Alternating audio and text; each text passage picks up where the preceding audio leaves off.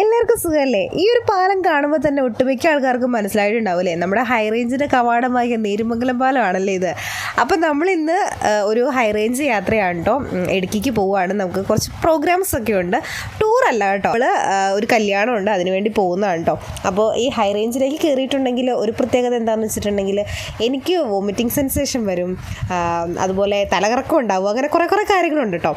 അതുകൊണ്ട് തന്നെ നമ്മൾ ആദ്യം കണ്ട ചായക്കടയിൽ, കാടിൻ്റെ ഉള്ളിലൊരു ചായക്കടയിൽ കയറി നമ്മൾ ചായ ഓരോന്ന് കഴിച്ചേക്കാമെന്ന് വിചാരിച്ചു കേട്ടോ. അപ്പോൾ എല്ലാവരും ഒന്ന് ഉഷാറൊക്കെ ആവട്ടെ എന്ന് കരുതിക്കൊണ്ട് അങ്ങനെ ഓരോ ചായ കുടിക്കാമെന്ന് കരുതിയപ്പോഴാണ് എൻ്റെ കണ്ണിലിതേ ഈ ഉപ്പിലിട്ട സാധനങ്ങളൊക്കെ ഉടക്കിയത് കേട്ടോ. അങ്ങനെ ഉപ്പിലിട്ട സാധനം വാങ്ങിച്ചു, കൂടാതെ നല്ല സ്ട്രോങ് അടിപൊളി ചായയും ഏത്തയ്ക്ക ബോളിയും കഴിച്ചു. അവിടുന്ന് നേരെ നമ്മൾ ചീപ്പാറയിൽ ചെന്ന് കഴിഞ്ഞപ്പോൾ ചെറിയ രീതിയിലാണ് കേട്ടോ വെള്ളം പോകുന്നുള്ളൂ.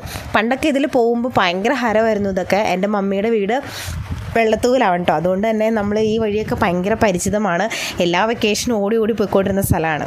അവിടുന്ന് നേരെ മമ്മിയുടെ അമ്മ വീട്ടിലേക്കാണ് പോയത്. പൊന്മുടിയിലാണ്. പൊന്മുടി ഡാമാണ് കേട്ടോ നിങ്ങൾ ഈ കാണുന്നത്. അപ്പോൾ ഞാൻ ഡീറ്റെയിൽ ആയിട്ടൊന്നും അല്ലാട്ടോ എടുത്തേക്കുന്നത്. ഇപ്പോൾ ഈ പൊന്മുടി ഡാമിലൊക്കെ നല്ല ഫേമസ് ആണ്, ട്രക്കിങ്ങും കാര്യങ്ങളൊക്കെ ഉണ്ട്, നല്ലൊരു ടൂറിസ്റ്റ് പ്ലേസ് ആണ് കേട്ടോ ഇത്. അപ്പോൾ ഇതേ ഡാമിൻ്റെ വെള്ളം കിടക്കുന്ന അടയിൽ കാണുന്നത്. അപ്പോൾ നമ്മൾ നേരെ ഇനി വീട്ടിലേക്ക് പോവുകയാണ്. പറിച്ചെടുത്താ എവിടെ